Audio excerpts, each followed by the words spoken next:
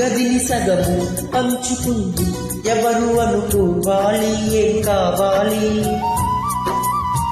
మదిని బరువు పెంచుకుంటూ ఎవరికేం చెప్పాలి ఏం చెయ్యాలి.